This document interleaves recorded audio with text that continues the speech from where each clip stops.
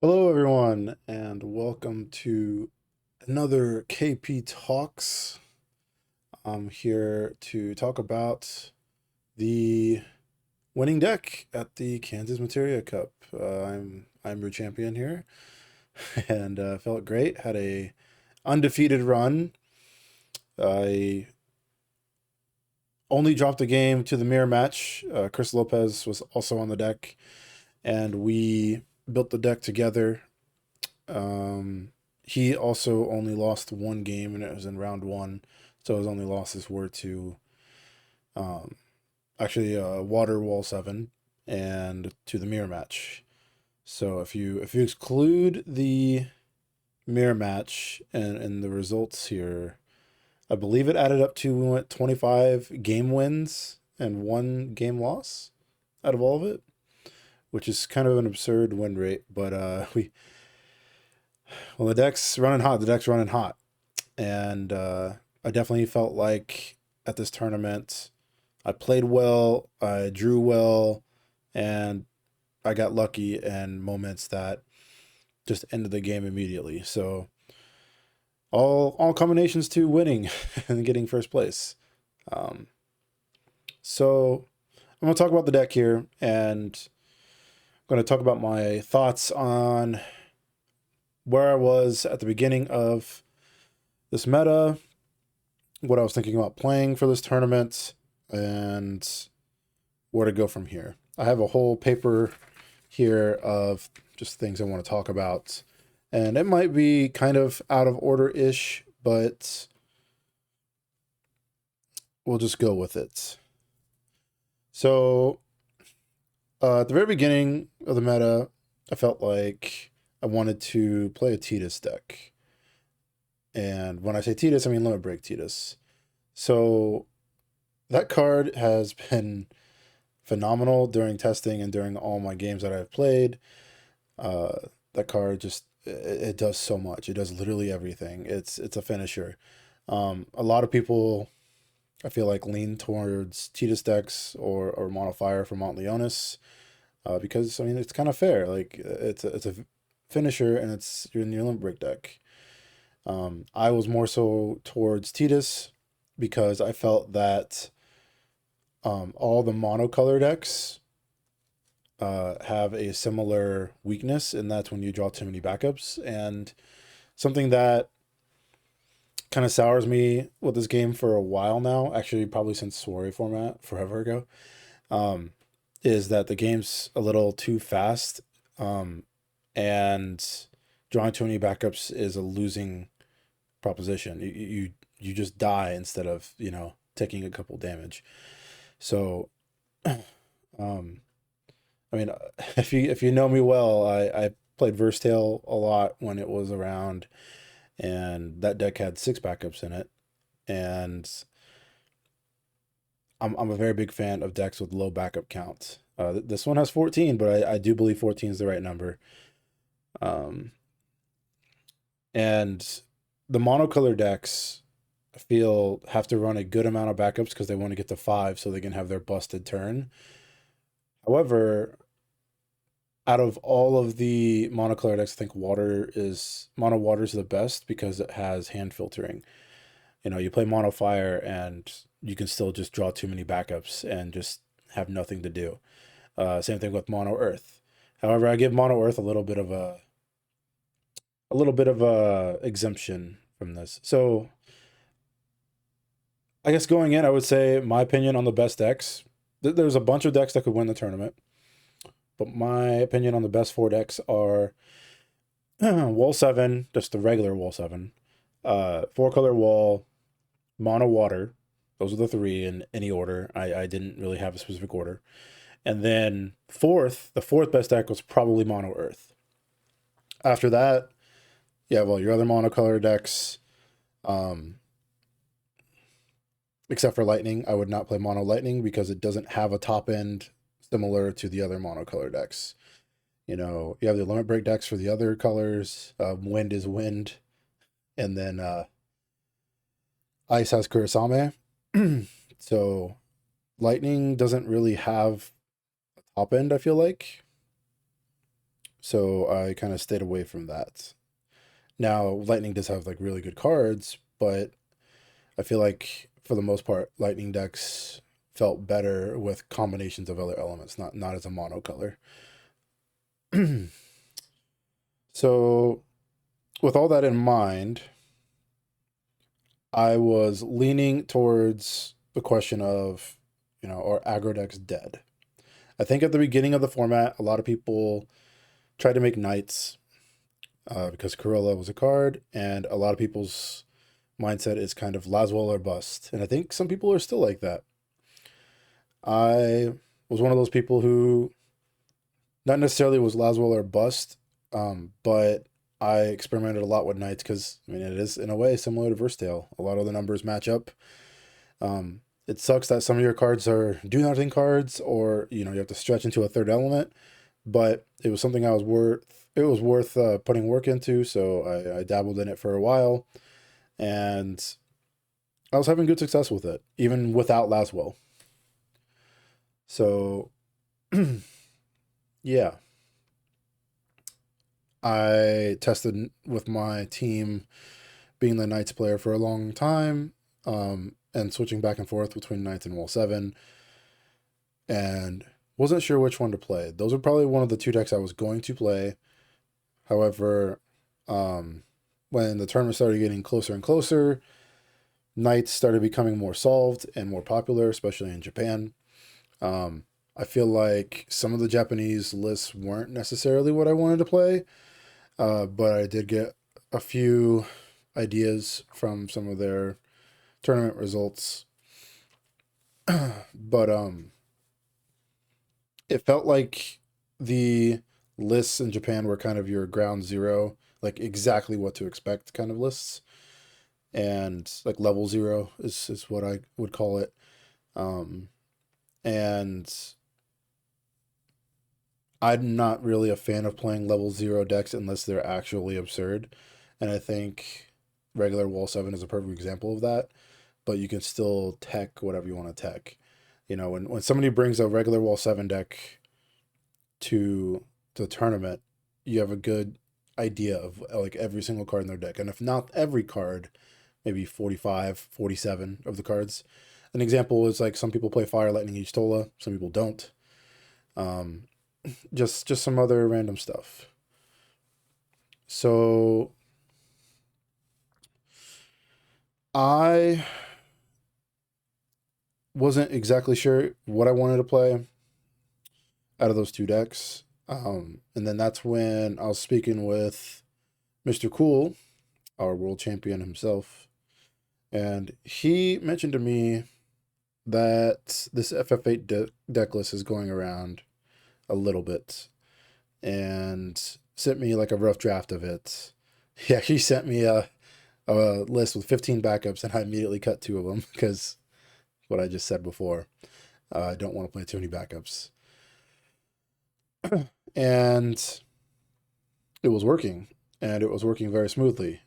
He compared it to a couple. He compared it to Lightsworn and Yu-Gi-Oh.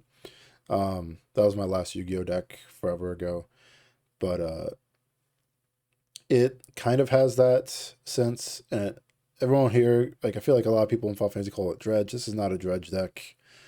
Dredge is a mechanic that you get cards back to your hand from your graveyard, and then you mill cards.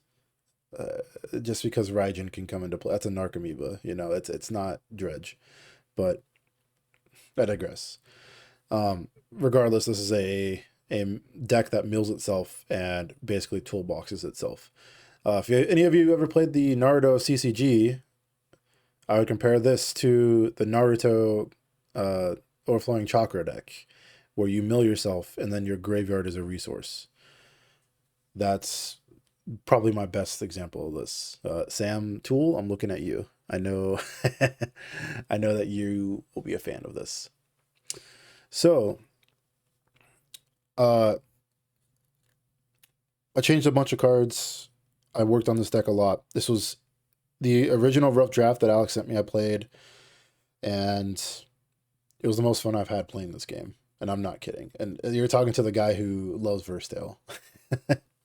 This was the most fun I've had playing the game.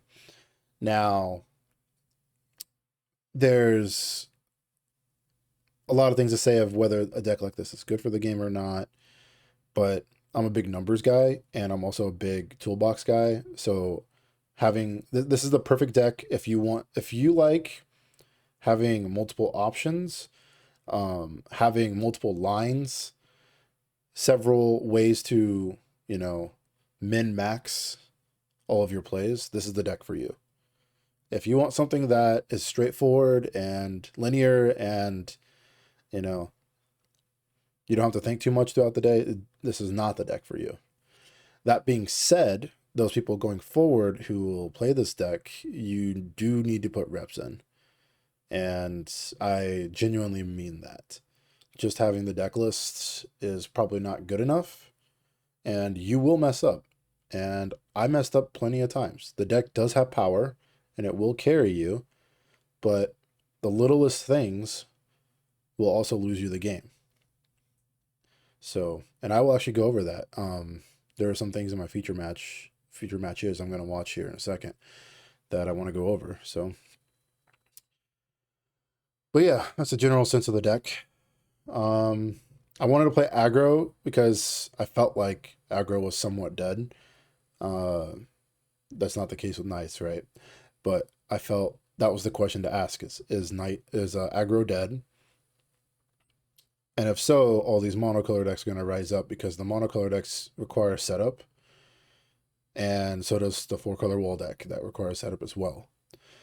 So if the limit break additions to the game slowed down aggro, then I felt like the monocolor decks or 4-color walls were to be. And I'm not a big fan of 4-color wall, like playing it. So I probably personally would not have done that. I probably would have leaned towards mono water, but I would respect, you know, people to play it. And I mean, people are still playing it. So let's see. Cards that went in and out of this deck. Setzer, Shantoto, Ultimecia, Fujins, Quistis, Ice Yuna, Reagan, Third Irvine, another Adia, another Lena, another Glaciella, and Sephiroth. So Setzer. Setzer is the Ice Setzer. I guess they're all ice, huh? The 3-drop. This guy. Oh, I added him to the deck. Did not mean to do that. I was playing with this guy for a little bit when I had 3 Fujin, 3 Raijin. Even though this is once per turn, being able to target one of the 2-drops and cast it immediately, and then have, I don't know, a Cypher on the back end or an Axis on the back end as a second forward if Setzer lives, was actually working out pretty well for me. Or even Gilgamesh. Like, there'd be times where it's like, okay, I'll target Gilgamesh and then cast Gilgamesh from my break zone. That was kind of cool. The biggest problem I feel like this deck has, just in general, is how strict it is on deck requirements. So I personally would never go below 14 ice and 14 water. I would like one more of each, but it comes at a cost. And I would also, I mean, I think we have 25. Yeah, 25 lightning cards. There's plenty of lightning cards. If we wanted to cut some, we could.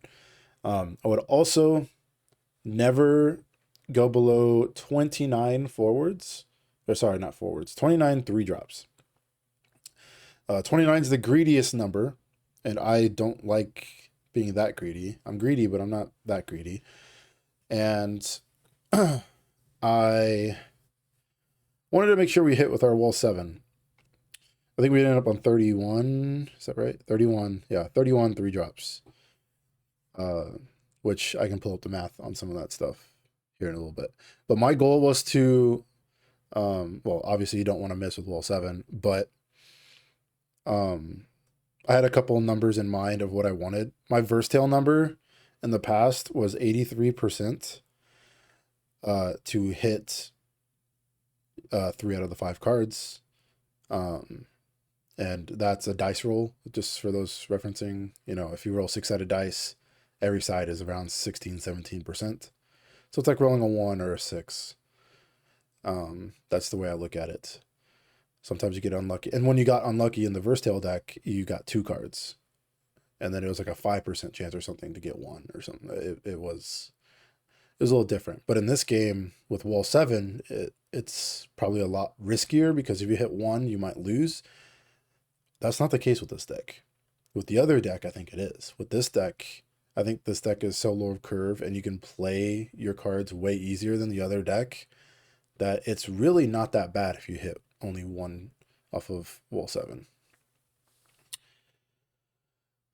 So 14 ice cards, 14 water cards. I also think that the water cards and ice cards suck. Let's just be real. The ice cards that are good, in my opinion, are Gilgamesh and Zeromus, and then Renoa to get your FF8 stuff. But the Sid and the Remedy and the Mutes kind of came in last second. They, like I said, with cards that have gone in and out, they've been a lot of things. And I still am not sure on what the right things will be from here on out, but these cards got the job done for this go around.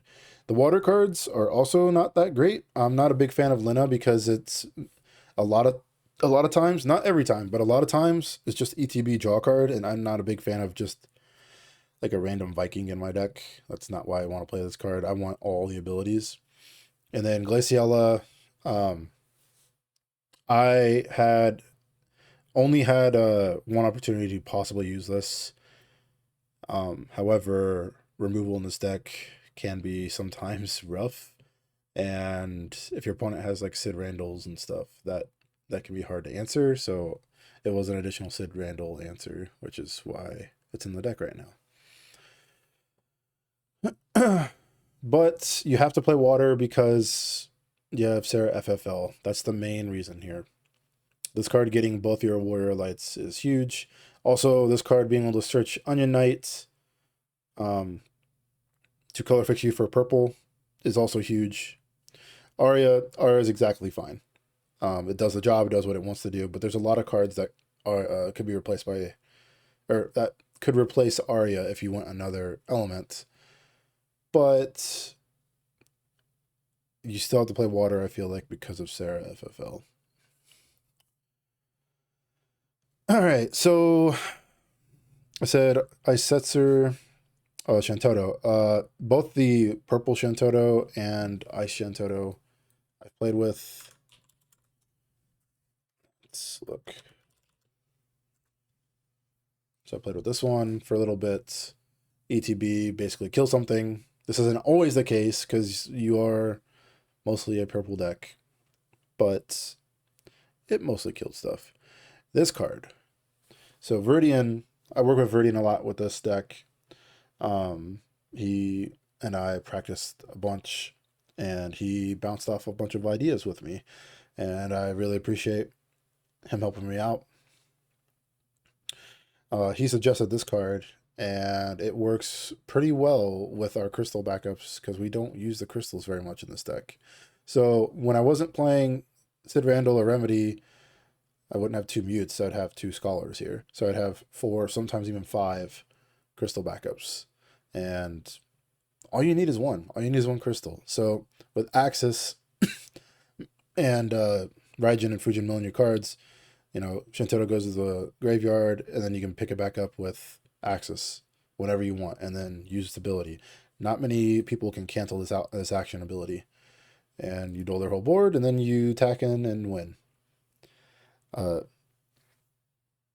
I have a list of cards I would suggest in the future. Since this deck is kind of a meta deck now, Shantoto is definitely one of them. Ultimecia, it's the new purple one.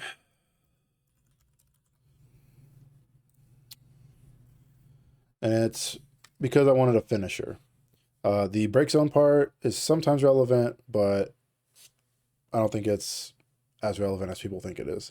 It's more of I wanted to play a card and change the board state. It's basically, you know, a kill spell, but better because you have a new forward now. kill spell plus. And if something happened in the Ultimatio, you could always access it and play it again, or you could cipher it and play it again, right? Like that's pretty good. So I treat it as a kill spell plus. However, Adia is just that but better in a million ways over. More Fujins. So my issue with Fujin is it doesn't ever do what I want. It's always like the cherry on top. I basically feel like this card's only worthwhile if you also have Raijin. Milling is great. However, this is also like a liability because it's not a 3-cost character. And you can't protect Raijin and Fujin from bursts, from Chaos Arcing, things like that. So there are times, it didn't happen this tournament, but at locals, there were times that I declined Fujin Raijin triggers because I couldn't protect them and I didn't want to get blown out by like a Chaos Arc or things like that. Let's see. Quistis. Quistis was something that was in the deck for a very long time because this deck needed reach. This deck has somewhat of a problem against a board of 9Ks. I mean, if you just look at this, I mean, we recently added Diana. Diana was one of our last additions. And it helps with 9Ks a lot. But like imagine a situation where they have 3 9Ks. Gilgamesh can't get in. Like you can limit break a Surges and then play Gilgamesh and attack, but they still have 1 9K left. That happens pretty commonly. Or same thing, like, you know, maybe you have a Cipher and maybe you have a Raijin or a Fujin and it's a 9K. You attack and then you break something, but then like that leaves you vulnerable. Like what if they negate Raijin or Fujin, or I don't know, move your break zone, or you know, there's a bunch of variables that can leave you vulnerable when you are in that situation. So that's why Quistis was in originally. It got cut when we added the Remedy Randall package because this card is probably played, I don't know, 10%, 15% of the games I played in. It was nice because you could always just pitch it early and then get it back with Cypher or Axis. But it's still... Oh, and also it was an ice card to search with Adia or Renoa. Right now, all the FF8 characters in here are purple, so you can't get color fixed off of Renoa, although it's ice, so it wasn't that big of a deal. But Quistis ended up getting the cut. Ice Yuna. All right. Who knows what this card does? This card. When this enters the field, your opponent selects one forward they control. They dual freeze all the others. This was for Knights, and this was for the Wall 7 mirror match because they can't wall special off of this. I mean, they can, but it doesn't select. So they select, so it doesn't protect. Also, just in general, they'll only have 1 forward up after this effect, and we have plenty of ways to deal with 1 forward. You know, Gilgamesh, Cypher, Diana, Adia possibly, you know, Glaciella, Onion Knight. There's a bunch, and even if you have none of those, you have Surges and Limit Break. So it was an interesting idea. And it did work in some situations, and against Wall 7 and against Knights. But again, it was unfortunately something that got cut for the Sid Randall Remedy package. What else? Reagan, Dark Reagan. This was the greed coming out in me. Oh, did I spell it wrong? Serious? Come on. How do you spell Reagan? This guy. Reagan. So this would be the 8th color in the deck, and I feel like there was a lot of monocolor cards that we would want to search with this card. You would have to either remove a light warrior light in your break zone, or a 4-color warrior light in your break zone to get this effect. But I feel like that wasn't necessarily difficult. The issue I ended up actually getting off of this card is because if it's in play, then you can't play Light Warrior Light again. However, this card was very powerful. So it's something that I don't know if I'll explore with this kind of deck again, but it did do things. And like I said, it is an 8th color. Third Irvine.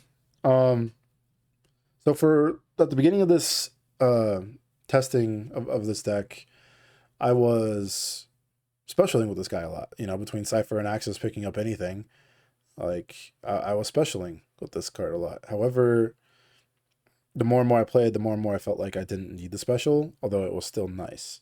So I still wanted access to it, and I wanted the haster. The reason it got...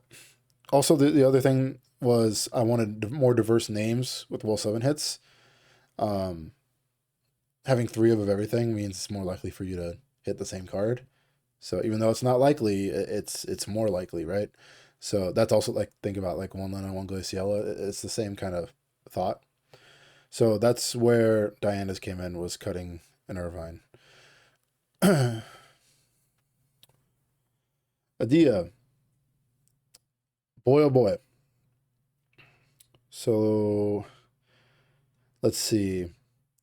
If we exclude Zeromus, Gilgamesh,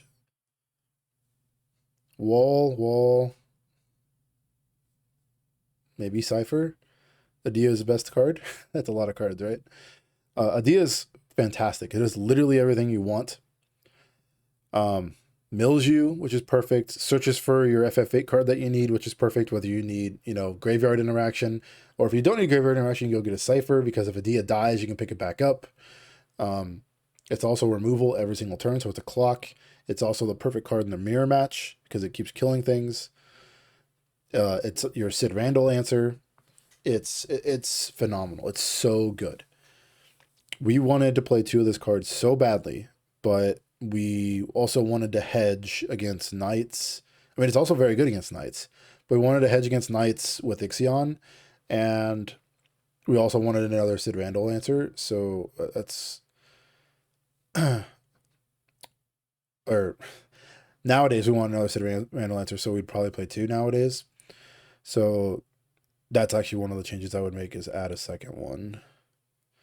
But I'll go over that here in a little bit. Lena, Glaciella. Yeah, so I've played 2 of each of these before, or not together, but 2 Lena or 2 Glaciella. I think you can honestly replace them with literally anything. They're kind of disposable. They're not a big deal. Yeah, they are probably amongst the worst cards in the deck, but they do just enough. And Sephiroth. The new Sephiroth. This card is pretty interesting. ETB discard. I feel like I didn't really care about discarding cards from my opponent's hand, because a lot of the times what I was doing was better than what they were doing. And the removal spell, while it technically, you know, can interact and remove some important cards that your opponent may have, like some people might say, oh, it's a Sid Randall answer, or oh, it's a Remedy answer. Well, if somebody on day 2 realizes you have this card in their deck, they're just never attacking. So I don't really buy that. I just don't really have a reason to play this card at the moment, but it might come in the future. You can combo it with Surges to kill something too, which is kind of interesting, even though it's expensive. It's something. But I just felt like just generally discarding from your opponent's hand wasn't that relevant. It might be more relevant now if more mirror matches come up, but I felt like me drawing a card or me having a haster was more valuable than discarding a card. Okay, so I'm gonna go through all the cards real quick and say what I like or dislike about them. So I already talked about Fujin. It's the worst of the bunch. It doesn't really do much for me. It's the cherry on top, unless, like, you know, I have Raijin in play. Fujin is kind of not that great. That's why there's exactly 1 of them. There are times where it's exactly what you want, because, you know, you Cypher into Raijin Fujin, that's 3 hasters out of nowhere. Sometimes people lose to that. But you have to have literally everything for it to do something, and that's I don't like that inconsistency. So that's why it's a one of. Raijin is the complete opposite. Raijin always does something except for in the first like turn of the game. Um, I've played this card just as a 7k haster a lot. Haste is so huge in this deck.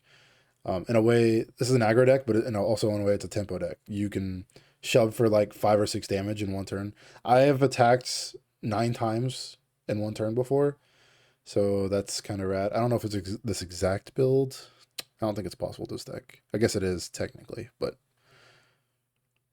yeah, just like out of nowhere. I mean, in theory, 1, 2, 3, 4, 5. So it's 5, 6, 7, 7 haste out of nowhere if you have literally everything and you can play for it. Maybe 8 with Derailmus haste. But yeah, I've attacked with like 9 forwards in one turn. And people have lost because of it. Just any haster is like super valuable, and it's only 2 CP. It's really nice. The biggest thing obviously is giving your Cypher haste. Not much to really say. Raijin's a 3 of always. Remedy. This was the talk of the tournament, huh? And this was also a last minute addition. We had less than 10 games played with this card. We took a risk on this card, and we basically felt like it was only for the mirror and knights and Barts. And that's basically all it's for. I played against Tori Kelly, and it randomly can work against him as well because he has Realm in his deck. However, he does have some more outs too. So, but yeah, there's not much to really say about this card. It's a silver bullet. Did it do what I wanted it to do? Kind of, yes. However, I think it'll be better in the future than it was for me. Gilgamesh, do I really need to explain this card? This card does too much. You attack 3 times with 1/4. That's basically all that matters. Yeah, card's great. Zeromus, doling all their forwards is great. Axis. Okay. Axis is the backbone of this deck. This is the card that makes this deck like actually broken. So for the longest time, I was trying to fit Axis into a regular Wall 7 deck, but it just didn't normally fit with like base ice, fire, water, right? This I don't like just randomly throwing in a purple card. So I would have to change the base a little bit, or maybe make it a little more purple and not so warrior heavy. I don't know. And if that's the case, maybe it's really good. I just don't know. But Axis gives you access to more Warrior Light specials, and that's huge. That's ridiculous. Obviously you can pick literally any forward in the deck, but and you can get lucky and just mill, Fujin or Raijin. That's not really what it's for. Honestly, I think the luckier thing is to mill a light wall because they most likely won't kill the one you have in play. But Axis giving you more wall specials and also being able to like buy back Gilgamesh when they kill it, or if you're playing a deck that is hosed by Sid Randall, getting back Sid Randall and playing it again is really nice. Or playing it and getting back a haster and just, does it suck paying like 6 for a haster? Yeah, kind of, but does it matter if they lose the game? No, it doesn't matter. So this card literally being like a pseudo regrowth has been huge. It also, is at instant speed. There was a game where actually I'll go through my matchups later, but Axis won me the game instantly. So Glaciella, I already said Glaciella and Lana are replaceable. Onion Knight, I think this card's also very bad, but it did get a little bit better with Limit Break existing because you can bounce Limit Breaks and it's a kill spell then. But this card at least color fixes you, and that's all I can really ask for. If we got out of water somehow, if we're not playing water cards, I would not play Onion Knight. Irvine did exactly everything I wanted it to do. Interaction to stop, Other Wall 7 decks, removing their colors is really nice. Additional haste, it's hard to block. It's also removal. It did everything. Cypher also kind of did everything. Just if you can't tell, there's a lot of redundancy in this deck. And whenever something's good, it's great. So you can like recycle Irvines when it's good against somebody, or recycle Adias when it's good against somebody. It just does literally everything. So it just depends on what the matchup is and what you want to do with your cards. And Cypher helps you keep repeating those effects. Also, it's a threat. They have to kill it. Diana, hand emoji. So every once in a while, with the new set, when new sets drop, a couple of my friends do tier lists of the new set of what they think are gonna be the best cards, right, of the entire set. And I actually ranked Diana at S, and nobody else did. And this card, look, people read it as it's a little set, right? Little set is the dancer version of this. And Little Set is also very good. There's just not very many good dancers. Diana is Little Set with upside, and if there was a viable Warrior Darkness deck, that affects even like insaner. I would play Abba in this deck if I could. I'll just throw that out there, but I don't think there are so many purple cards I want to add. It's just not likely to have it. So Diana just did everything. But the main thing that she does is start some chaos without you committing resources. They have like Refia and exactly 4 Warrior Lights.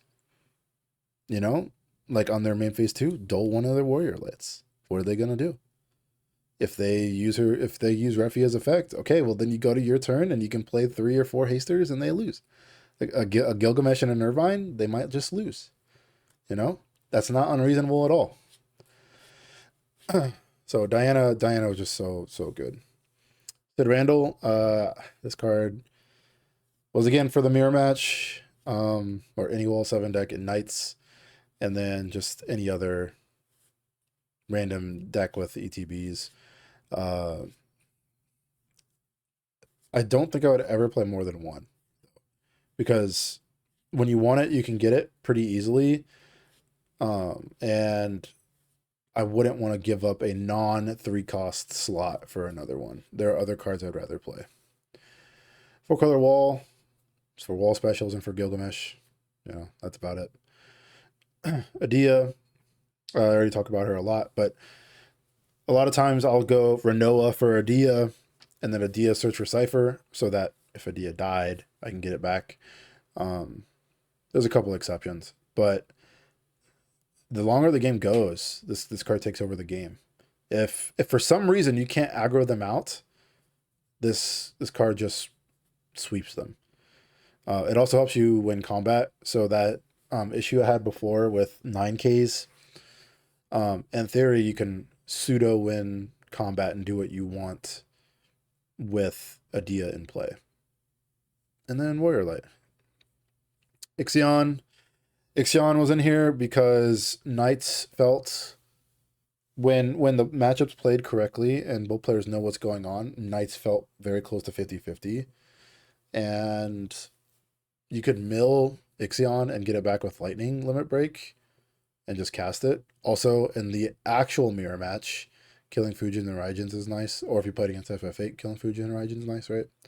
So there's some other strays here or there, but that's why we played Ixion. I don't think I would play this in the future, because if more people were playing this deck, yeah, you can kill Fujin Raijin and 3s, but I would just play another Adia instead, because this is taking up a non-3 drop slot, and Adia is so good in the mirror match that I would probably just want another Adia.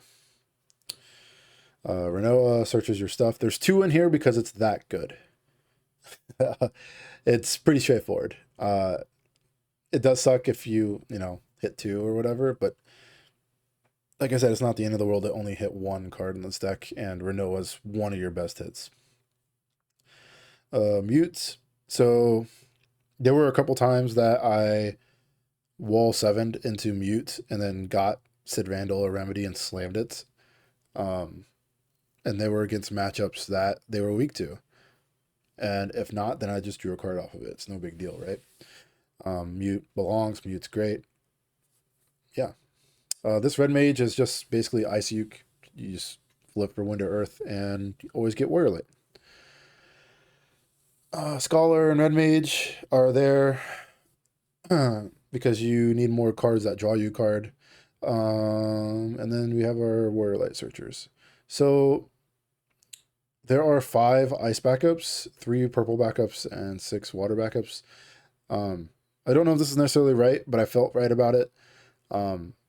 I only played 3 purple backups because we have 25 purple cards in the deck, and it's a lot easier to cast our purple cards naturally than it is the other cards.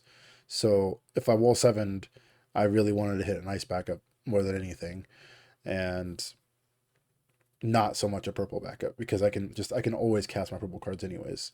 Not always, but the majority of the time. That's why I chose that setup. Limit break cards.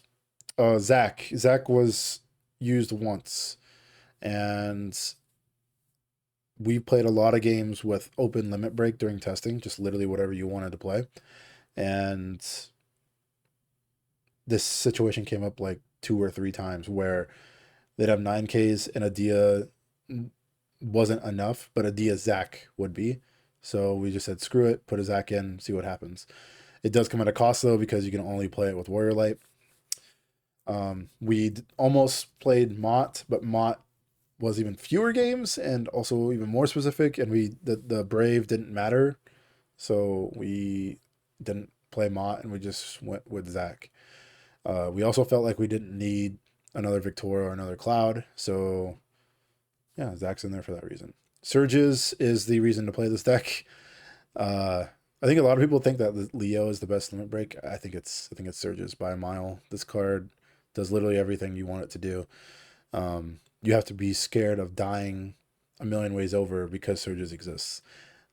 And between all the haste and like dual freeze, removal, you know, there's a lot that goes on with this deck. And then you also play Surges and it doles their guy. It's just really good. Leo is great with turns where you don't want to commit any more cards, but you want to do something that's threatening. And I did that a lot in this deck. If there was ever a time where I had to, step off the gas pedal and then step on the next turn, I would play a Leo. And a lot of times, I mean, I think in my feature matches, I do that actually a lot because they were Earth decks. And it's like, okay, well, if I wait a turn and they don't do anything, then I can win the next turn. That Leo's the perfect card for that situation. Victoria and Cloud, similar roles, kill things.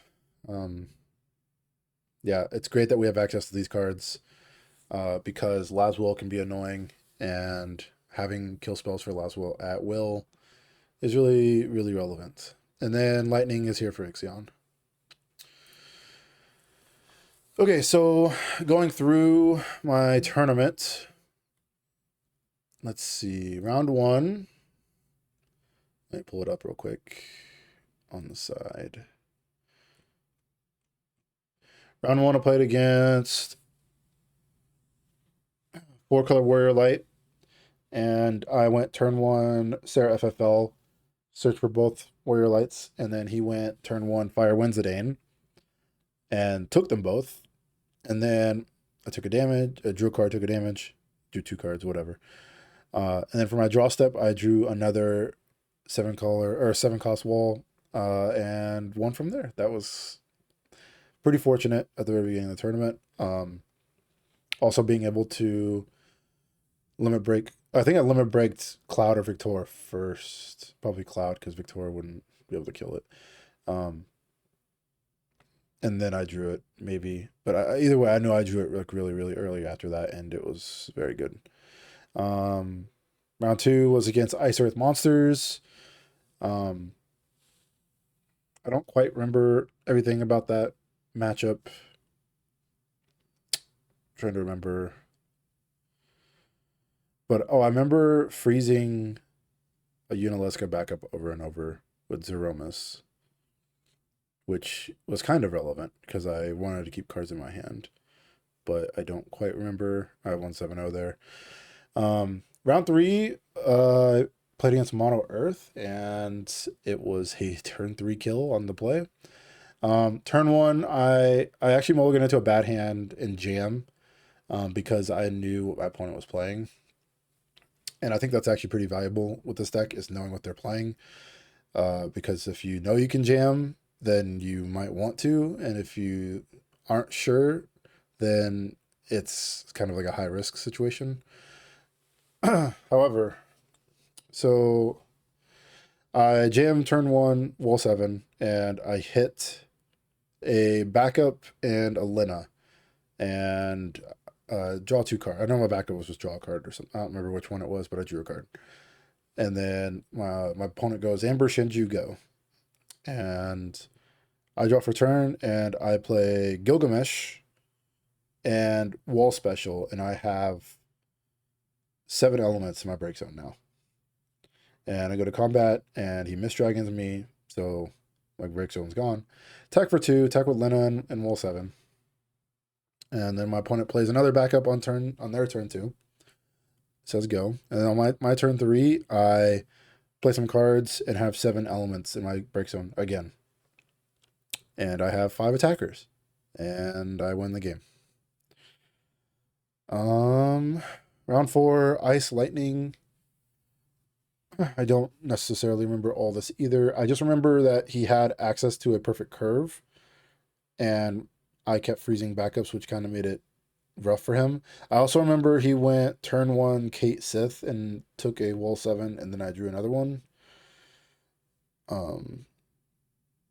That's all I remember from that matchup. Round 5 was Tori Kelly, and I remember this was my like brick for the round. I only hit 1 card off of wall 7, but then he also bricked and hit all 3 Search Goblins in his opening hand.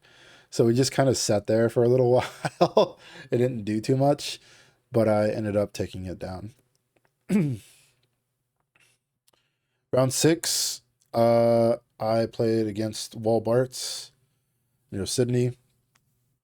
And I don't remember too much in the game. I just remember like last turn or two. And what ended up happening was I think I played a mute somewhere. Either I hit a wall 7 and did it, or I just normally played it and searched for Remedy. And that turn, Sydney wall specialed 2 or 3 times, or not wall special, Bart specialed 2 or 3 times, and went down to either 0 or 1 card in their hand, which gave me the green light to spam my board and win the game. So that means I didn't have to play around Miss Dragon or Materasu. So I took that opportunity. And then round 7 was against Hunter on Knights. And Hunter went turn 1 Larsa for Sid Randall, pass. And then I remember playing wall 7 on turn 1 and hitting something good, but I don't remember what I hit. I don't remember. All I remember that game is I played it in a way that he didn't ever play the Sid Randall. And he did not hit Laswell, and things did not go very well for him. And then top 32, I played against Ice Lightning, which felt like a good matchup. It was Ice Lightning with Shinryu. And there's something I wanted to say about this. I'm trying to think.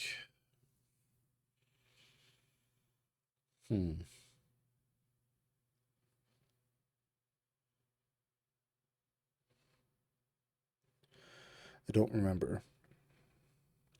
I remember in game 2, I slammed a Sid Randall and basically was like no whammies, no whammies, because it was pretty good against his deck. However, he does have outs like, Lightning and Y'shtola. But there are other cards I'm more worried about, like Shinryu and whatnot.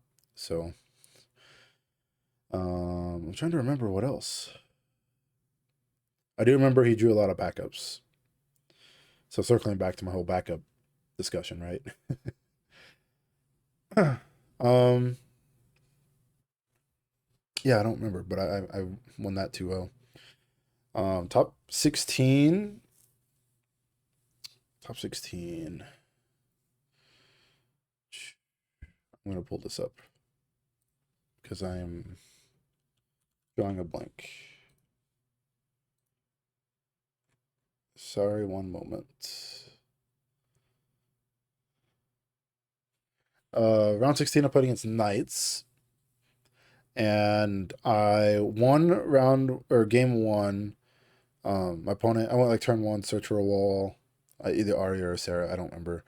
They went turn one, backup, and Laswell, and Dolfro was my backup, and then I went turn two, Cloud, killed the Laswell, and then they might have Corilla if I remember right, but didn't hit a Laswell, and then I wall 7'd and took over from there. And then game two, I basically won on turn one. It was probably the highest high I've ever had in this game, in any card game. So they go turn one, Larsa for Corilla, and I go turn one, wall 7, and hit Remedy, Mute. And I had the ice card in my hand for Sid Randall. So I searched Sid Randall and slam it. So because deck lists were shared at that time, I knew that the only way to answer my board at that point was to Ramza by tapping 4 Knights to kill Sid Randall or Remedy, whichever one you want. Probably Sid Randall because I can wall special. Which a turn or two later he ended up conceding because that's kind of an absurd board on turn one. Can't really blame him. Top 8 was against Chris Lopez, mirror match. I'll just say right now, he should have beat me. I had this 12-0 run. I went undefeated, but we went to game 3 and he threw, and he admits he threw, and he threw like 5 different ways. We got into a board state where I pressured him early. So I went turn 1, something similar. It might have been, it was wall 7 into Mute and some other forward, probably something that drew me a card. And I slammed Sid Randall on turn 1. And he went turn 1 Adia, which I was scared of because that's your out, right? Or turn 1 Renoa for Adia, sorry. And he took some damage, whatever, but he killed my Sid Randall on his turn 2. And at that point, he's unlocked. And I'm kind of on the back foot. I wasn't really doing much. I couldn't answer the Adia. His Adia killed probably 6 or 7 of my forwards. And then he eventually played his Sid Randall, which means my out at that point is just Gilgamesh. However, he makes a big misplay and forgets that I can crack Sarah FFL to activate one of my forwards. I have a board of exactly Sarah FFL and a Dole Warrior Light. I might have another backup. I don't remember.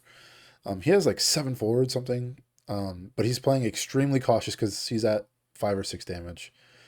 And he understands the reach of this deck completely.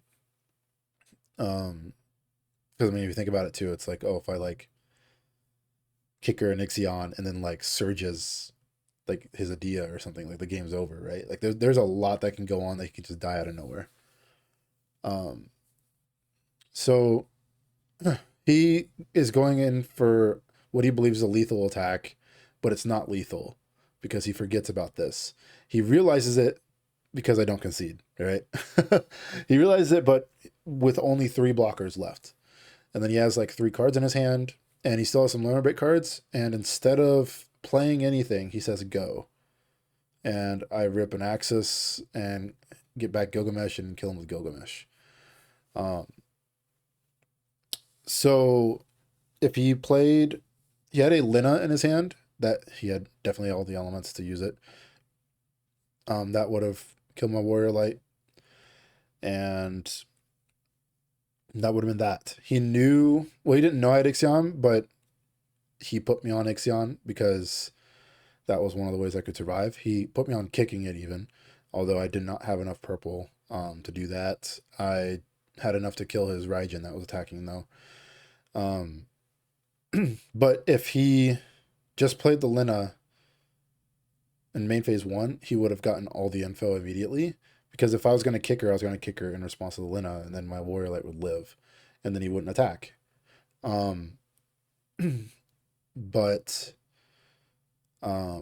he didn't play the Lina, and then he didn't limit break anything. He could have played 2 more forwards after in main phase 2, and he didn't. And he only needed to play 1 of them. I had exact lethal when I played against him, and he just needed to live that turn, and I die. So in theory, I should not have continued from this point on, but sometimes lucky, sometimes your opponents mess up, and it is what it is. And then in top 4, I played against Michael Powell on his version of Warrior Light. Something I really liked about his deck, which I think some other people are doing, are playing 5 CP Arc, and that card is pretty sweet. I'm a big fan. But ended up winning. He had a pretty unfortunate draw game 2, but he hit a bunch of bursts and then drew into all of his backups, which was good for him. But I eventually just took over the board and prevented my guys from getting targeted from bursts, and we're all good to go. And then we went into the finals against Sydney again, and yeah, things were good there too. Took it home. So the thing that this deck preys on, I feel like, and the reason to play this deck is it's good against, this is going to sound crazy, it's good against Amaterasu, it's good against Mist Dragon, it's good against X-Death. What else? There's one more card. Oh, Shantoto, 7 CP, like backup Shantoto. Even Limit Break Shantoto. It's good against all those cards. Basically, you're always trading resources and you will come ahead. The other wall deck is kind of similar. The other wall 7 deck. The difference is you can cast your cards in this deck. If you can cast your cards in the other deck, it's also favorable for you. And that sounds crazy, right? But it's true in this deck, especially with all the haste. That's what kind of sold me on playing the deck. Cards that I don't want to see are Lev 6, Kuchelin, the Ice Shantoto, an opposing Adia, Yagrosh, Sid Randall, and Chaos Arc. There's probably some more, but those are the big ones that gave me a fuss, and I had to like play out on my mind to beat. So the deck is really resilient, and it really rewards you for playing well and thinking about things, getting all your reps in. You seriously do need to practice with this deck. Let's see. It feels like interacting with this deck doesn't matter. I wrote that down. That kind of goes hand in hand with what I just said recently. Right? There was, this deck can be Alma, Mist Dragon, X-Death, Shantoto, right? I know that's not completely true with interacting doesn't matter, but sometimes it feels that way because you can still win the game when they do something like that. So my comparison to a lot of those cards are with Magic the Gathering and Force of Will and Force of Negation. If you've played those cards, or if you played Magic, basically you're 2-for-1ing yourself. Let me pull it up.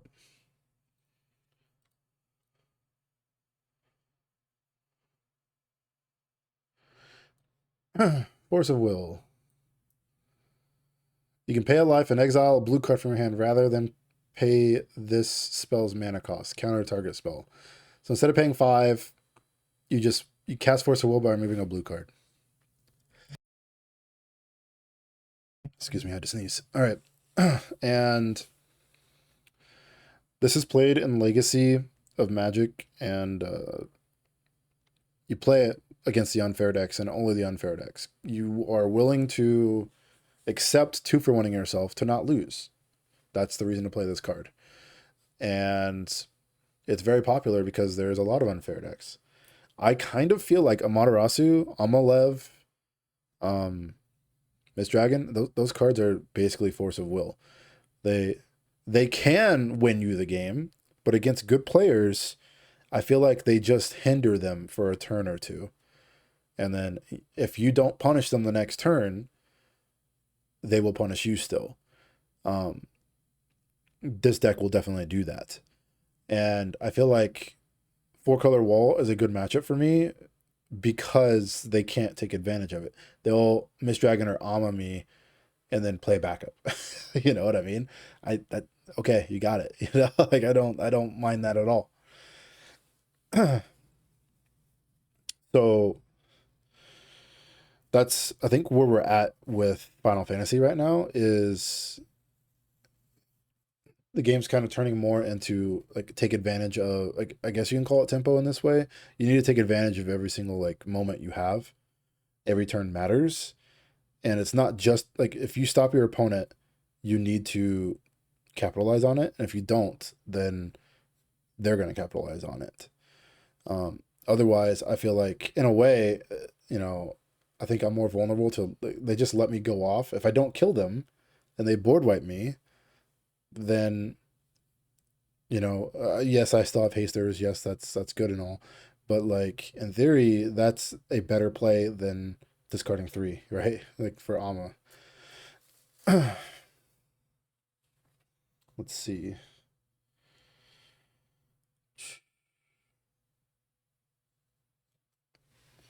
I'm gonna reference Patrick Chapin. He's a Magic player as well, and I follow a lot of what he says. So something that is asked just in general too is what are the questions of the formats?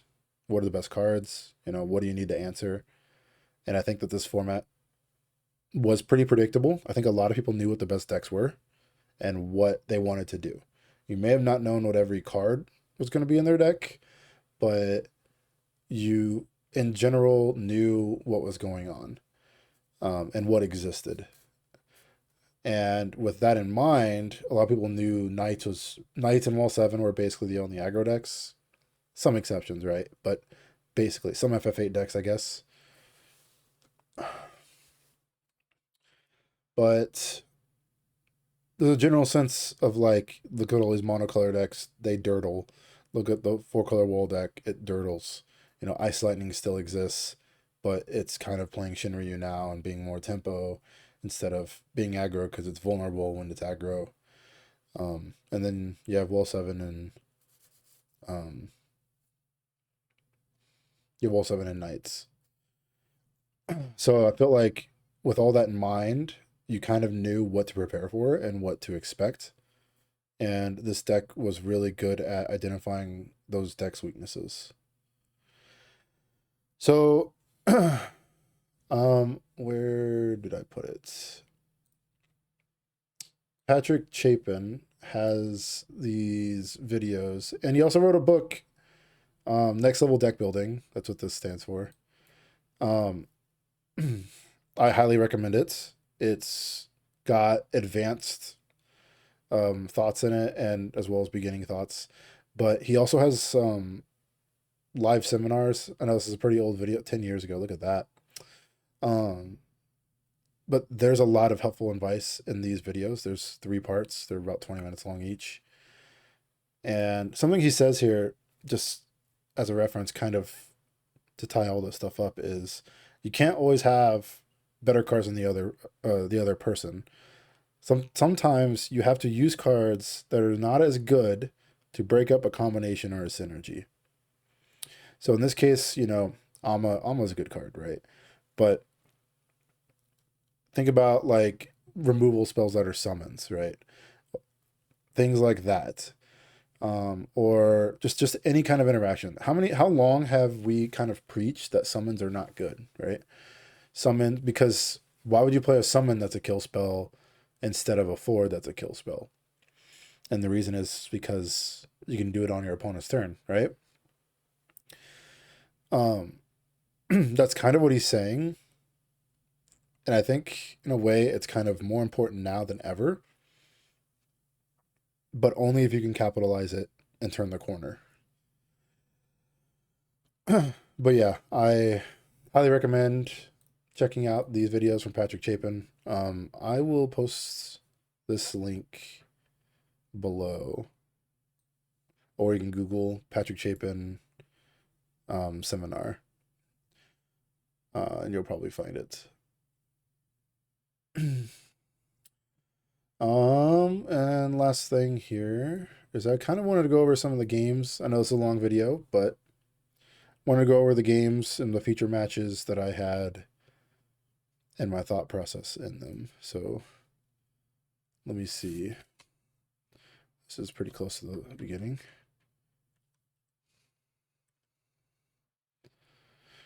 All right.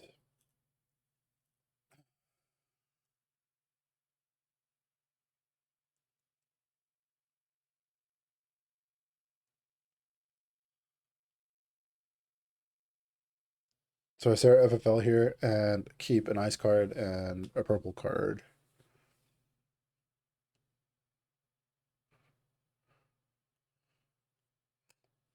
Let's see if I can make this fast.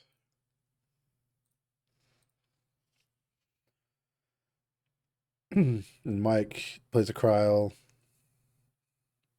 and a Lena. So here he can Miss Dragon and Amaterasu, but it would cost him his whole hand. So in this situation, I'm okay with this exchange.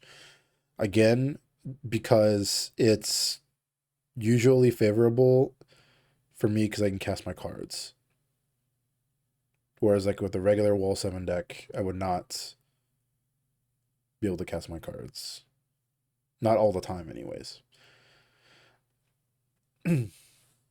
So here I think it was an interesting decision. I could have gone double backup, but I didn't really want to. I wanted, so Axis is a perfect, so Axis Leo, I think I actually play Leo next turn, is a perfect example of like, here's a board, you have to answer it. And Shantoto is probably one of the most efficient answers, but I don't care if he Shantoto's here. So it's just another perfect situation. I was trying to decide if I wanted a random card or if I wanted a Warrior Light. And generally speaking, having more walls is better.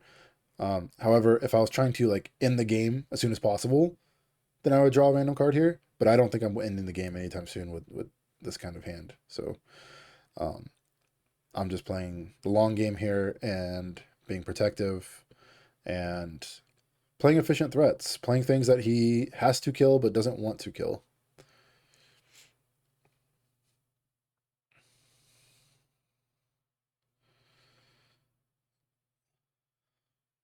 He just draws a Lunith here.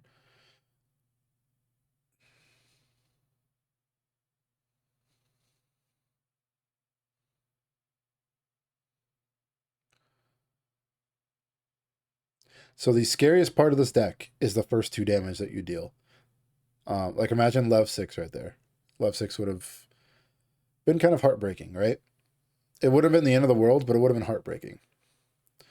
So this is another scenario. Again, I could have committed more. I have a Gilgamesh in my hand, right?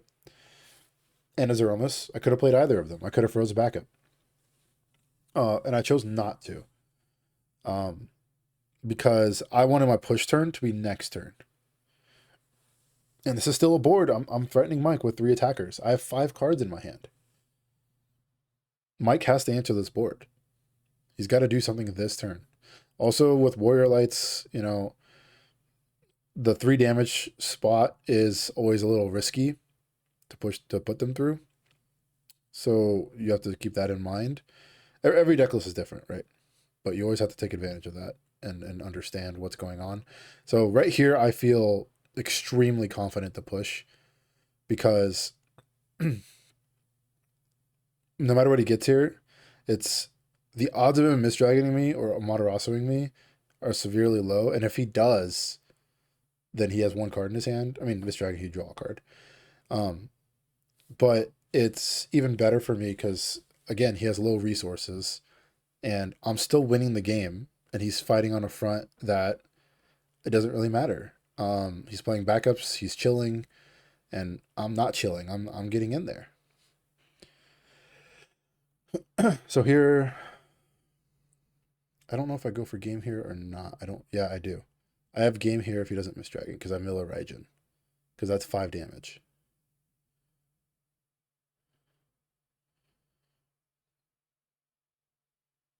Or maybe I had a Raijin. It's going too fast. I had a Gilgamesh for sure. But look at this. I played 3 hasters out of nowhere, and I have a wall special.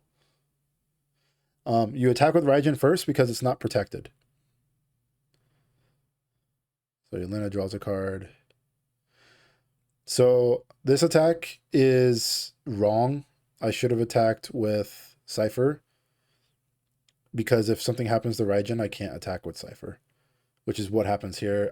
I say, hang on. I say verbally, wait, I want to attack with Cypher first.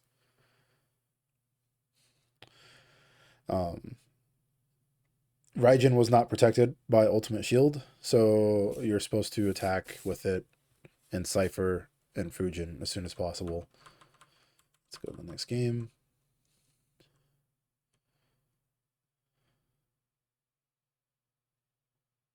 I call a judge over because I noticed some of my cards were upside down. And it turns out it was just the last 2 cards I drew. Everything else was correct, so that was kind of weird that it was exactly 2 cards. I go search for my wall 7.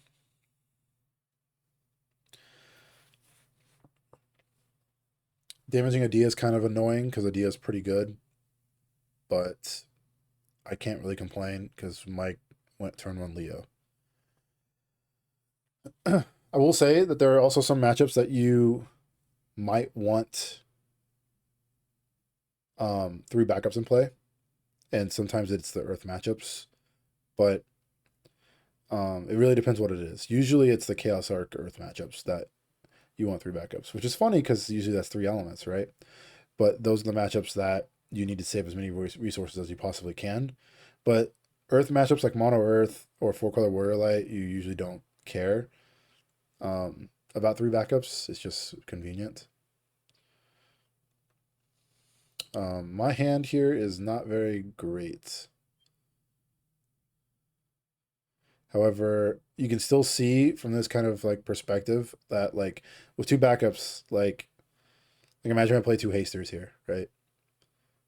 I'm still dramatically ahead. Mike hits a Cypher, that's another really good damage.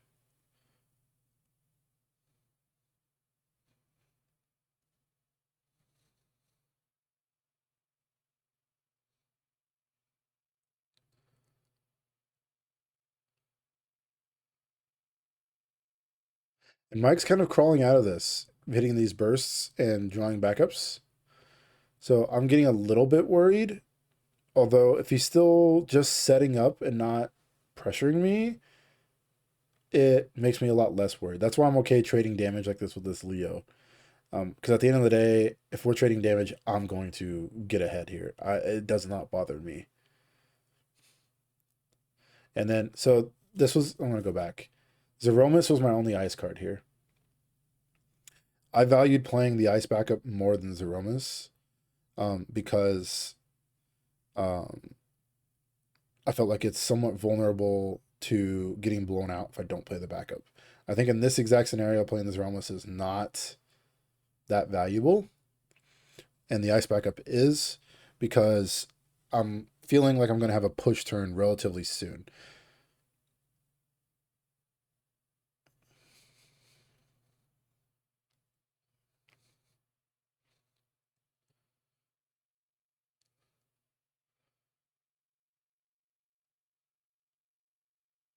It's a Gilgamesh. That's another really good hit.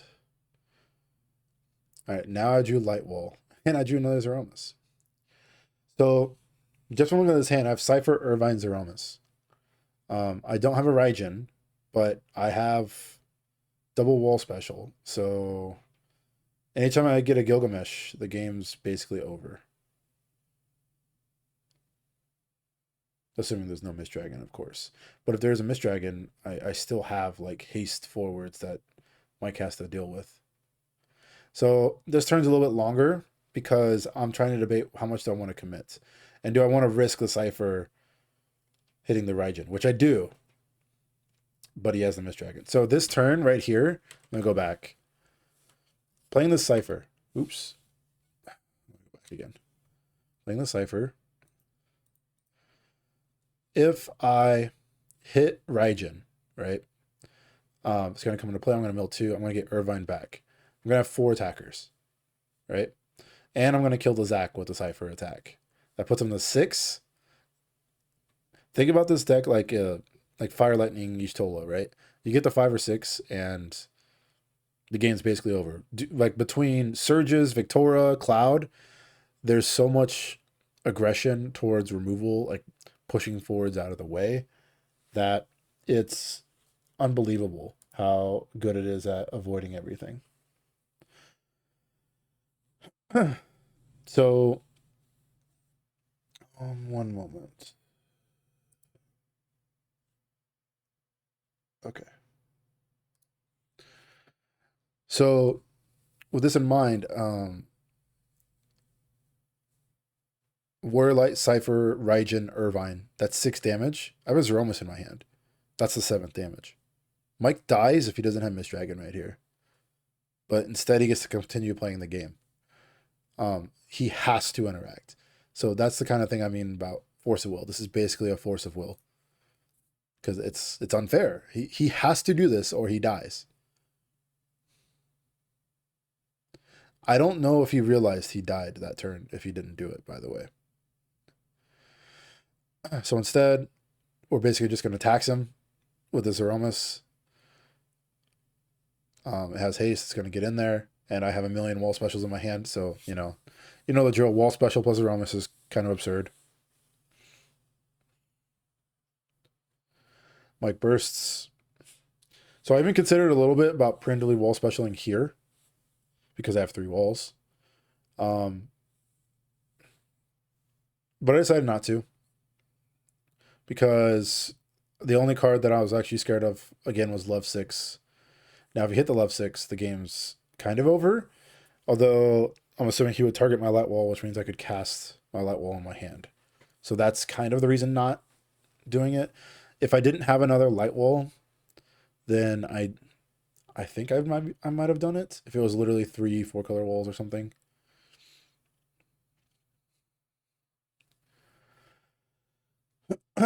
So Mike's going to have a crazy turn, but it's going to end up not doing anything. And it's funny, I think he has Firewinds Zidane in his hand. So I think in theory he actually had the outs.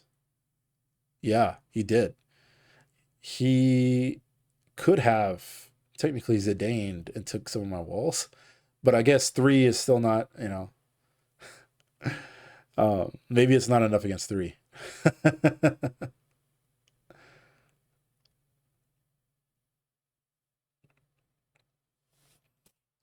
going to fast forward a little bit. So he gets a card, gets a backup, and then untaps with Refia, attacks, does his whole board. And he has Refia ability here. I draw Gilgamesh, which is busted. I start attacking and show him I have 2 wall specials. And that's the end of the game.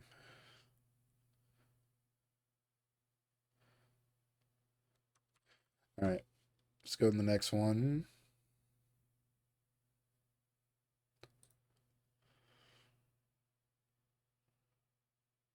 This is, oh, not this one. Yes, this one.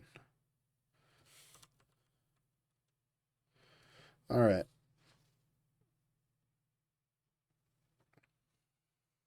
So I go turn 1 wall here. I keep this hand because, again, I think Ama is advantageous for me here. However, I only hit one. Actually, let's do this math. I have the thing up here. So 3, 3, 3, 3, 2. All right, I have 31. 31 3 drops. I have a spreadsheet here. Versatile math. Okay, I'm gonna go to Xenos because this is similar to Xenos, where you want to hit 2. Probably hitting 2 or more. So we have 44 cards in our deck because we're going first. Looking at top 5. And we have 27 hits in our deck. So the odds of hitting 1 were 5.9% in this scenario. So the odds hitting 0 were 0.6. Little unlucky, but that's what you sign up for. Just to put that in perspective with math. So the absolute worst scenario for my deck is this, right? Because instead of this Fujin to be like another 3, you have 5 3 drops in a wall. If you jam, this is a scenario of, this is the math if you jam wall on turn 1. So if you jam wall on turn 1 with 31 1 drops in your deck, and you drew 5 of them and a wall, you have a 91.9% chance to hit 2 or more. Now there's a little bit of math obscureness too, because it technically doesn't count if you hit 2 of the same card, right? But that's really hard to get into math wise, and I don't want to get into that right now. But that's like a general sense, is around 92% is the worst case scenario with my exact deck list. Every card after that below, so like for example, if you went from 31 to 30 or 29 hits, it's 2% down for every single one. Just like a shortcut. It's around 2%. So I hit Renoa, and Renoa, if I was going to hit one card, Renoa is the one I want to hit, because I'm always going to get a Dia, because a Dia does literally everything.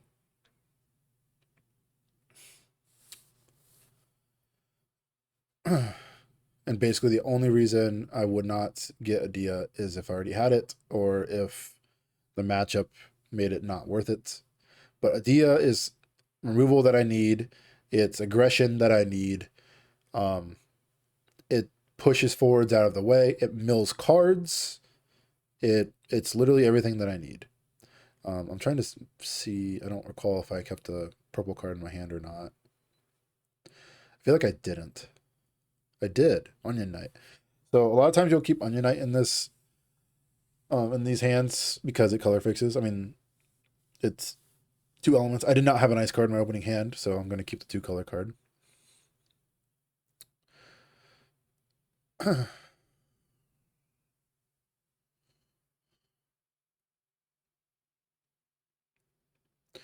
as Aromas, the Seraphel, that was a good draw step. Think about it. The worst situation is playing a Dia here and searching for like a Cypher or an Irvine. That's not that bad. I also knew deckless because of Top Cut, and I knew that Sydney didn't have any backup Shantotos. So the only board wipe that Sydney had was the Limit Break. So here I'm trying to think how much I want to commit, because I'm fairly confident Sydney's going to have like a Bart's turn next turn. And I was also debating if I wanted to Dole Freeze the Arc, or if I wanted to enable the Bart's turn.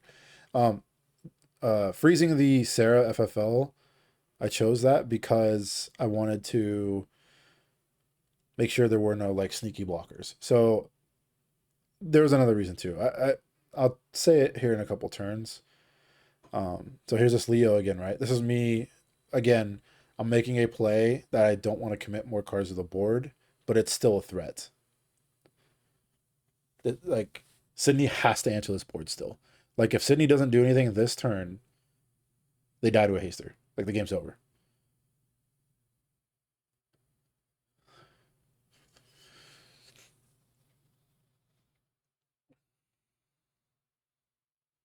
That's why look at how I'm sitting. Look at that pose. the sitting here, you know, because I got it. I got it all. Um, that will happen a lot. I feel like is sometimes people just have the nuts, and wall special is a really good special. Let's just put it that way. So Sydney's gonna start searching here. Go get a Ferris, which will go get a Refia. Well, get a Bart's and then play to get a Refia.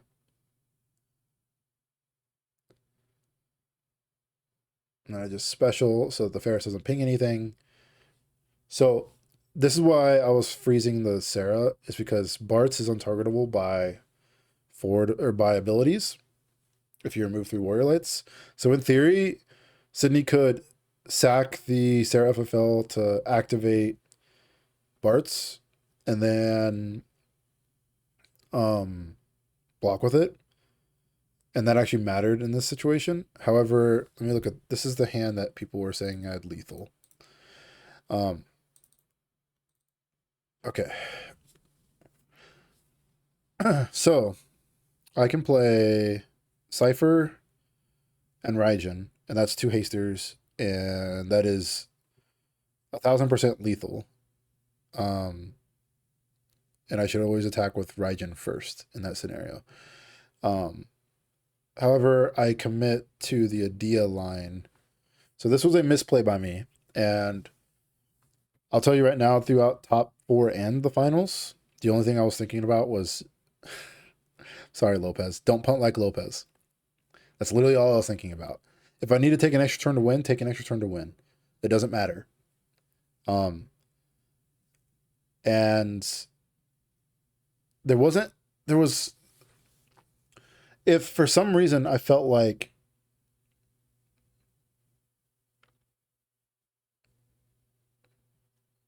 the Bart's block, even though it would be like a -2 kind of situation.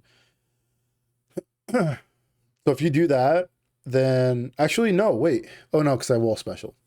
I was going to say the Ferris ping can kill the Leo, but that's not true because of wall special. Yeah, so Cypher, play Cypher here, mill 2, get back something, and then play Raijin, mill 2. Attack with Raijin. It's a 7k. Yeah, that's lethal. And wall special before damage. And that's lethal. However, that's not what happens. I continue playing the game because I play this Adia. And I decide to ride Zeromus on its back because Zeromus is busted.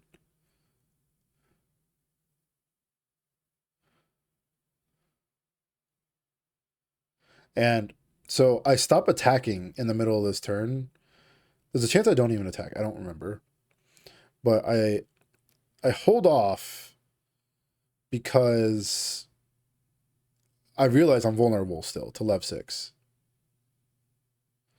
So I think I attack with just Raijin here because I realize I messed up. And I didn't have lethal. So with this line right here, I don't have lethal if Sydney activates Bart's and blocks. Because Adia can't kill Bart's. So I stop attacking after this attack. But this is also a situation, again, so like a lot of these attacks, and I also, before damage, I use Adia because if I get bursted, something is probably going to happen to Adia. I'm still debating if I want a wall special or not. Checking, seeing if Lev 6 is there.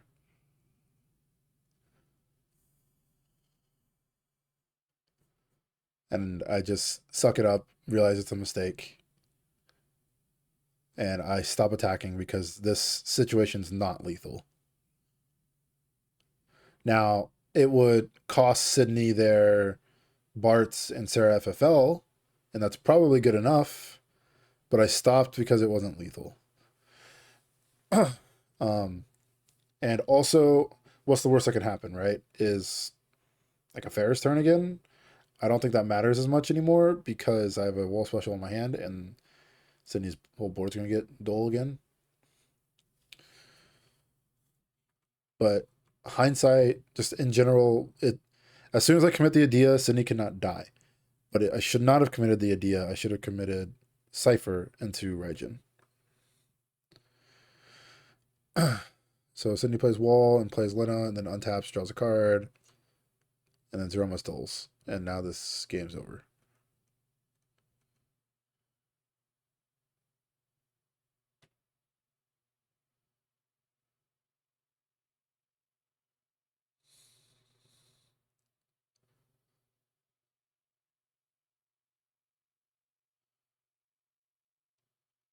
And Sydney bursts a bunch of cards that don't do anything. Okay.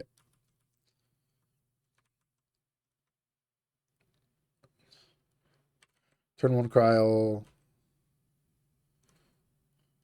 to get back the Kuseth. Turn 1 Ranoa for Adia. You can see why I like Adia so much. And then this turn made me feel like I won the game. Just 1 CP bar to go.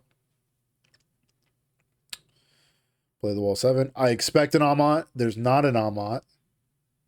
Even more so, I feel like I won the game right here.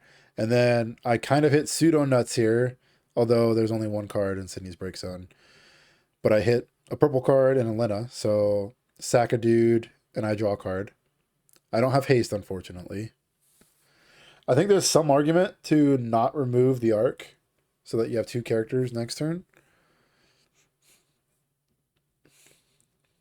So Sydney pays 4 to break my Irvine, and I only draw 1 card.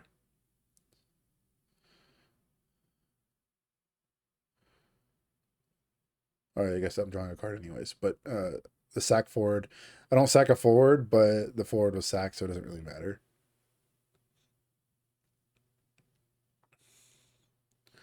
So here, attacking. Again, this is a situation where I'm vulnerable to Lev 6, right? I just want to point out all these times because they do matter. And then I accidentally see the top card of my deck. So I call a judge over, ask what do we do? And he says, if you've seen it, you just reveal it. And I get a warning, of course. It's the first time all tournament I've done that.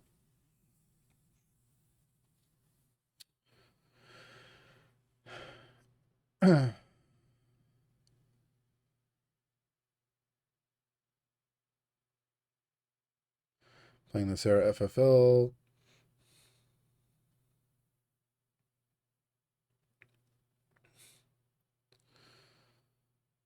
Double Barts. Okay. So it's funny because I could have kept Ixion here. But again, I feel like Sydney setting up is not relevant. So I drew Mute, but I didn't draw an ice card. So I can't go Mute Remedy. I could. There's a chance I would have. Like attack, Mute Remedy, go. But I didn't have it. So I gave up on that dream. So instead, I'm pretty sure my line's going to be something with Cypher, like Cypher Irvine. That's probably my guess. Oh, I even have a Raijin. Perfect. L2. Okay. Do I commit the Irvine? Do I pitch this to Dia? I'm pretty sure I do. Yep. Dia's not good enough anymore because I have 5 attackers. And I'm removing characters because I'm playing around a Kuseth Burst. And I wall special before damage again. This attack should have been Cypher, not Irvine, because of this Lev 6 burst. So Sydney chooses to decline the burst, but should have bounced Raijin. I'm not aware if Sydney knew that Raijin was not protected. I'm not sure, but I would not have dealt 6. I would have dealt 5, and there's a pretty big difference between the two. So now I'm like, okay, this is the turn. It's now or never. What's the worst that can happen? But you're at 6. So I'm actually thinking this turn, a situation, And I'm letting Sydney play his turn, but I'm like, what if my Raijin got bounced? What would I have done then? I'm not in like any kind of pressure situation, nothing. I'm just chill, just thinking, what happens if my Raijin got bounced and was at 5? Is there a way for me to come back? Which there is, of course, but like it's a little more annoying for me, right?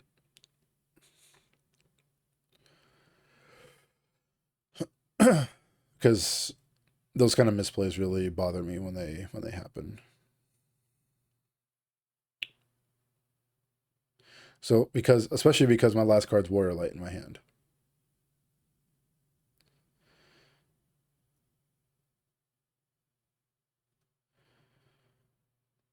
So we get a Bart's putting into play Ferris, trigger on the stack, search, and then still trigger on the stack, put in play Refia. So now it's 9k damage to something. And Sydney's trying to decide, is it Raijin or is it Fujin? Or sorry, Raijin or Warrior Light. Which if we were getting rid of Raijin, we probably should have left sixed it. But Sydney did choose Warrior Light, so I specialed. However, it's kind of too little too late now. I just have bigger forwards. Sydney can block and Refia once, but Sydney's at 6. There's not too much else to do here.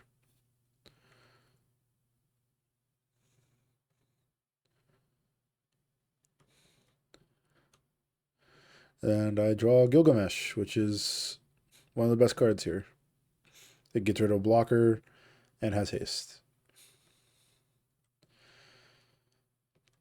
And that's the game. Okay. Okay, so sorry for the long video here, but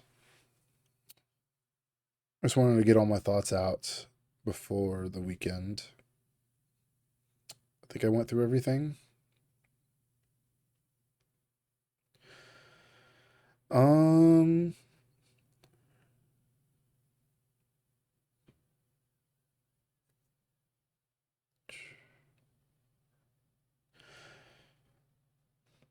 the one thing I will say at the end of the day, whether you play this deck or not, you have to make sure you're playing with a powerful strategy. This deck or this game has a ton of powerful synergies and strategies, and I feel like sitting back and relaxing is a dangerous game to play at the moment because people are going to run you over. So if you're doing something that's sitting back and relaxing, you need to make sure it's consistent, reliable, and powerful. Um, and also into like an unpredictable tournament, usually being proactive is better than being reactive. Although I would say for the most part, this was kind of a predictable tournament. You could guess the decks that were going to be played for the most part. However, in those situations too, similar to why I played this list, you can kind of exploit the tournament when you know what's going to happen. So, yeah, that's my video. Good luck to everyone in the future who plays the deck. If you have any questions, feel free to leave a comment, and I'll catch you later.